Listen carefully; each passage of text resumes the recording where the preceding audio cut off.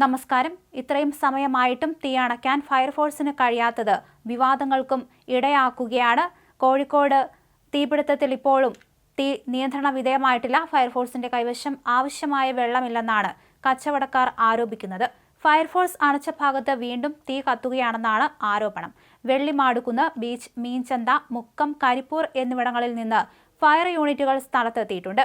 പുറത്തെ തീ മാത്രം അണയ്ക്കാനാണ് നിലവിൽ ശ്രമം നടക്കുന്നത്. ഉള്ളിൽ തീ പടർന്നു പിടിക്കുകയാണ്. അതേസമയം കോർപ്പറേഷന്റെ നിയന്ത്രണത്തിലുള്ള കെട്ടിടത്തിൽ കടകളുടെയും ഗോഡൌണുകളുടെയും നിർമ്മാണം തീർത്തും അശാസ്ത്രീയമായിട്ടാണ് നിർമ്മിച്ചത് എന്നാണ് ചൂണ്ടിക്കാണിക്കുന്നത്. ഇവിടെ യാതൊരു തരത്തിലുള്ള സുരക്ഷാ ക്രമീകരണങ്ങളും ഉണ്ടായിരുന്നില്ല. അടുത്തടുത്തുള്ള തുണിക്കടകളിൽ ഒരു ഫയർ എക്സ്റ്റൻഷൻ പോലും ഉണ്ടായിരുന്നില്ല. എമർജൻസി എക്സിറ്റ് പോലുള്ള ഒരു സംവിധാനവും കെട്ടിടത്തിലില്ല. ആളപായം ഒഴിഞ്ഞത് ഭാഗ്യം കൊണ്ട് മാത്രമാണെന്നാണ് പ്രാഥമികമായ നിഗമനം. ബസ് സ്റ്റാൻഡിലാവട്ടെ വെള്ളം എടുക്കാനുള്ള സംവിധാനമില്ല. നഗരമധ്യത്തിലെ ബസ് സ്റ്റാൻഡും ഷോപ്പിംഗ് കോംപ്ലക്സും അടക്കമുള്ള ഇത്രയും ജനത്തിരക്കുള്ള ഒരു സ്ഥലത്ത് ഫയർഫോഴ്സിന് വെള്ളമെടുക്കാനുള്ള സംവിധാനം ഇതുവരെയും സ്ഥാപിച്ചിട്ടില്ല. ഇന്ന് ഫ്ളാറ്റുകളിൽ പോലും ഉള്ളതാണ് ഈ സംവിധാനം. ഇത്രയും ഗുരുതരമായ സാഹചര്യം എന്തുകൊണ്ട് ഇതുവരെ റിപ്പോർട്ട് ചെയ്യപ്പെട്ടിട്ടില്ല എന്ന ചോദ്യമാണ് മാധ്യമപ്രവർത്തകർ ചോദിക്കുന്നത്.